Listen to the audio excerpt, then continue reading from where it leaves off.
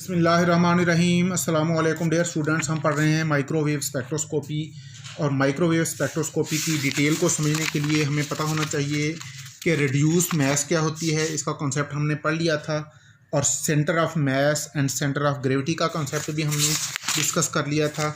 और एक और important concept moment of inertia का। Moment of inertia actually is ability of a particle to resist rotation. अब moment of inertia और mass, इन दोनों के डिफरेंस को ज़रा समझिएगा। लीनियर मोशन को रेजिस्ट करने की एबिलिटी को कहते हैं मैस और रोटेशनल मोशन को रेजिस्ट करने की एबिलिटी को कहते हैं moment of inertia. Ability of a particle to resist rotational motion is called moment of inertia. इसको कैपिटल आई से रिप्रेजेंट करेंगे और याद रखिएगा इलेक्ट्रोकेमिस्ट्री में हमने इसी कैपिटल आई से आयनिक स्ट्रेंथ को भी रिप्रेजेंट किया था, तो इन दोनों का फ़र्क आपके जहन में होना चाहिए। लेट्स सपोज हमारे पास एक टू पार्टिकल सिस्टम है। दो पार्टिकल हैं, दोनों को एक दूसरे के साथ अटैच हैं। एक पार्टिकल का मैस m1 है और दूसरे का मैस m2 है। फ़िलहाल इस बहस में हम नहीं पढ़ते कि इनमें से कोई पार्टिकल बड़ा कौन सा है, छोटा कौन सा है, या दोनों की मैस सेम है। फ़िलहाल सिर्फ इतना कंसीडर करें कि टू पार्टिकल सिस्टम हमारे पास है। एक की मैस m है, दूसरे पार्टिकल की मैस m2 है और इन दोनों के सेंटर के दरमियान ये जो डिस्टेंस है यहाँ से यहाँ तक, ये डिस्टेंस r है। सेंटर ऑफ मैस, अगर तो दोनों पार्टिकल का मैस एक जैसा है फिर तो सेंटर ऑफ मैस बिल्कुल दरमियान में होगा। अगर ये पार्टिकल बड़ा है और ये छोटा है तो फिर सेंटर ऑफ मैस इसके ज़रा करीब होगा। अब सेंटर ऑफ मैस से इस मैस m2 का डिस्टेंस r2 और सेंटर ऑफ मैस से m1 के सेंटर तक का डिस्टेंस ये r1 है। अलबत्ता r1 और r2 का अगर सम कर लें तो that is be equal to r, that is the distance between centre of two particle. तो suppose we have a two body system, masses of two particles are m1 and m2 and distance between centres of two particles is r। दोनों particle के centre के दरमियान distance है r। The distance of m1 from centre of mess is r1 and distance of m2 from centre of mess is r2। तो ये हमने देख लिया कि m1 के सेंटर से सेंटर ऑफ मैस तक का डिस्टेंस r1 है और m2 के सेंटर से सेंटर ऑफ मैस तक का डिस्टेंस r2 है। तो इस टू पार्टिकल सिस्टम का मोमेंट ऑफ इनर्शिया, इसको यूं लिखा जाएगा quantitatively m1 r1 square plus m2 r2 square. इन दोनों क्वांटिटीज़ का सम मोमेंट ऑफ इनर्शिया है। इसका मतलब है समेशन फॉर्म में अगर हम लिखें तो इसको यूं लिखा जाएगा mi ri स्क्वायर। इसको सम अप कर लें, ये जितने भी पार्टिकल होंगे उन हर पार्टिकल के मैस को उसके distance from centre of mess से मल्टीप्लाई करें और फिर सबको सम अप कर लें, तो ये मोमेंट ऑफ इनर्शिया है। टू पार्टिकल सिस्टम के लिए इसको यूं भी लिख सकते हैं। अब ये टू पार्टिकल सिस्टम होमोन्यूक्लियर भी हो सकता है, हेट्रोन्यूक्लियर भी हो सकता है। अगर तो दोनों पार्टिकल की मैस सेम है तो इसका मतलब है ये होमोन्यूक्लियर सिस्टम है, सिमेट्रिक सिस्टम है। अगर दोनों पार्टिकल की मैस डिफरेंट है तो फिर ये हेट्रोन्यूक्लियर सिस्टम है और ये एसिमेट्रिक सिस्टम है। दोनों के लिए मोमेंट ऑफ इनर्शिया की वैल्यू डिफरेंट होगी। पहले हम सिंपल सिस्टम देखते हैं, होमोन्यूक्लियर सिस्टम। अगर होमोन्यूक्लियर सिस्टम है तो दोनों पार्टिकल एक जैसे हैं, तो दोनों की मैस एक जैसी है। इसका मतलब है हम m1 और m2 हमें लिखने की ज़रूरत नहीं है, क्योंकि इसकी मैस भी m है और इसकी मैस भी m है। लिहाजा हम m1 और m2 की जगह सिर्फ m लिखेंगे। For homonuclear system both particles are same, both are identical, therefore हमें m1 और m2 की लिखने की ज़रूरत नहीं है, बल्कि इन दोनों की जगह हम लिखेंगे m। सिमिलरली अगर होमोन्यूक्लियर सिस्टम है, दोनों पार्टिकल एक जैसे हैं, तो सेंटर ऑफ मैस बिल्कुल दरमियान में होगा।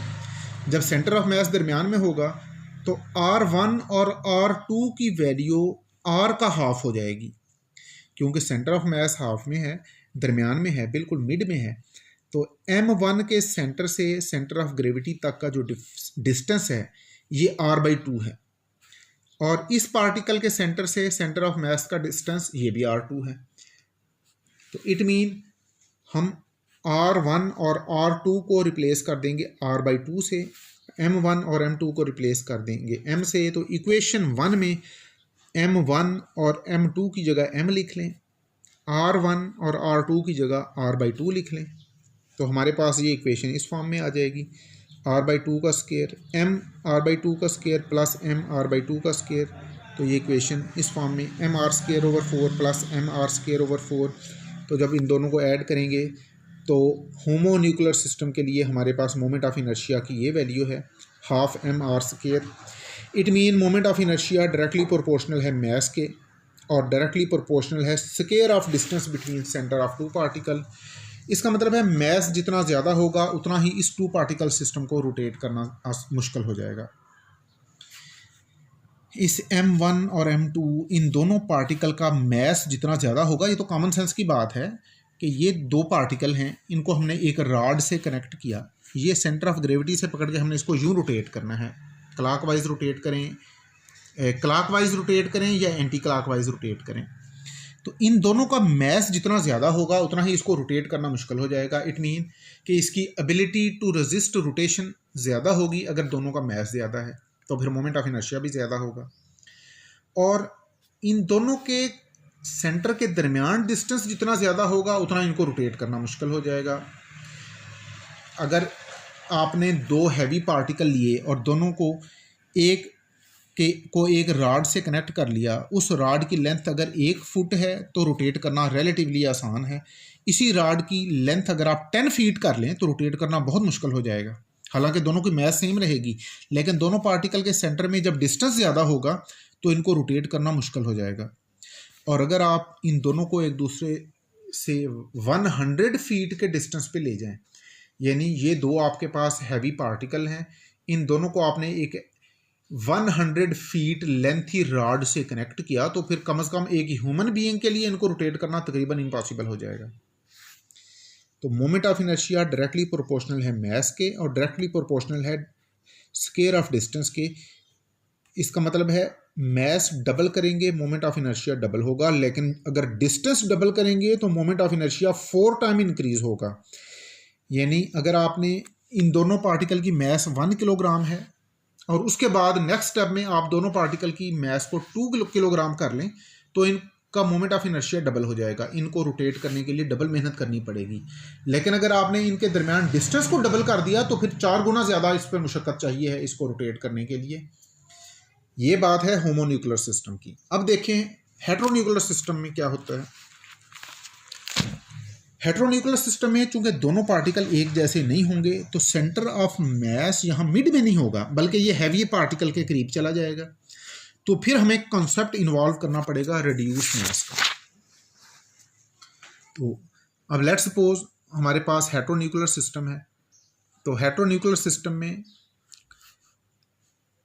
Distance between centre of two particle r है and r is the sum of r1 plus r2। R1 की वैल्यू r माइनस r2 और R2 की वैल्यू r माइनस r1। तो अब हमने ये वैल्यू जहन में रखनी है R1 की और R2 की। आगे चलने से पहले एक और कॉन्सेप्ट जहन में नशीन कीजिए, समझने की कोशिश करें कि सेंटर ऑफ मास पर, चाहे होमोन्यूक्लियर सिस्टम हो या हेटेरोन्यूक्लियर सिस्टम हो, सेंटर ऑफ मास पर m1 r1 will be equal to m2 r2। चाहे आपके पास होमोन्यूक्लियर सिस्टम हो, चाहे दोनों पार्टिकल एक जैसे हों या दोनों पार्टिकल डिफरेंट हों, अगर आप हर पार्टिकल के मास को उसके distance between centre of mass से मल्टीप्लाई करें तो इन दोनों का प्रोडक्ट सेम आएगा। अब इस इक्वेशन 2 में आप पहले R2 की ये वाली वैल्यू पुट करें। R2 की वैल्यू r माइनस r1 यहाँ पुट करें इस इक्वेशन में, यहाँ पर R2 में r माइनस r1 पुट करें। इसका मतलब है अब m2 जो है ये मल्टीप्लाई होगा r के साथ, देन माइनस r1, तो ये वैल्यू हमारे पास आ गई। इसमें आप m2r जो कि इस तरफ नेगेटिव साइन के साथ है, उसको अगर आप लेफ्ट हैंड साइड पे लें तो इधर ये प्लस होगा।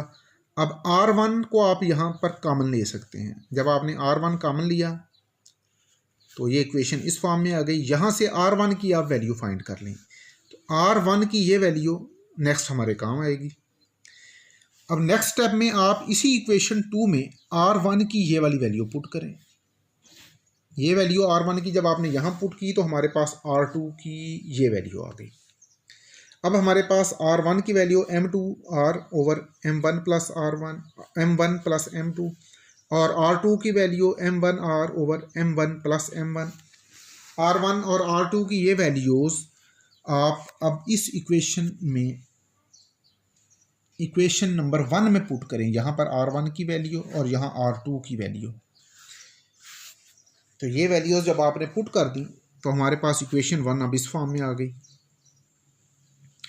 अब M2R का स्केयर हो जाएगा और दूसरी तरफ M1R का स्केयर हो जाएगा न्यूमिनेटर में, और डिनोमिनेटर में दोनों तरफ M1 प्लस M2 का स्केयर हो जाएगा। इसका मतलब है M1 प्लस M2 स्केयर चूँकि यहाँ भी है और M1 प्लस M2 स्केयर यहाँ भी है, इसको आप एलसीएम ले सकते हैं। जब एलसीएम ले लिया तो न्यूमिनेटर में हमारे पास ये वैल्यू आ गई। अब न्यूमिनेटर में M1 M2R इसको आप कॉमन ले सकते हैं। ये जब आपने कॉमन लिया we get this value. M1 M2R square common लिया। अब हमारे पास न्यूमिनेटर में भी M1 प्लस M2 आ गया और डिनोमिनेटर में भी M1 प्लस M2 आ गया, लेकिन नीचे स्केयर है। इसका मतलब है न्यूमिनेटर को डिनोमिनेटर से अगर आप कैंसल आउट कर दें तो हमारे पास मोमेंट ऑफ इनर्शिया की ये वैल्यू आएगी। और याद कीजिए ये M1 M2 divided by M1 plus M2 ये चीज़ है जिसको हमने कभी रिड्यूस मैस कहा था, म्यू। तो ये वैल्यू रिड्यूस मैस की है। तो ये वैल्यू जब आपने यहाँ पुट की तो हेटेरो न्यूक्लियर सिस्टम के लिए हमारे पास मोमेंट ऑफ इनर्शिया की ये वैल्यू आ गई। तो अगेन जितना रिड्यूस मैस ज़्यादा होगा मोमेंट ऑफ इनर्शिया ज़्यादा होगा, और जितना distance between centre of two particle ज़्यादा होगा उतना ही मोमेंट ऑफ इनर्शिया ज़्यादा होगा। रिड्यूस मैस डबल करने से मोमेंट ऑफ इनर्शिया डबल होगा, और distance between centre of two particles double करने से moment of inertia 4 time increase होगा।